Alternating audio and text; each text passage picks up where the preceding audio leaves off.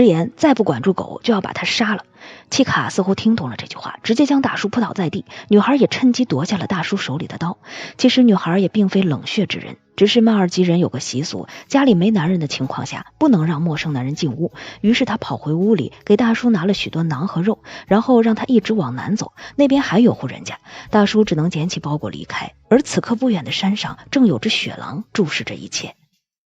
女孩回到房间后，便向太阳神祈祷保佑大叔的平安，因为从这里到那户人家有30多公里，外面的环境这么恶劣，这一路恐怕凶多吉少。这时他听到契卡在木棚的地方狂吠不止，暴风雪挡住了他的视线，他只能拿上匕首出去查看，结果发现木棚那里有一只雪狼。恰好这时刚才的大叔又折返回来了，毫无防备的他被吓了一跳。此时契卡已经和雪狼打了起来，可他根本不是狼的对手。雪狼发现两人后也朝他们扑了过来，两人连忙回到毡房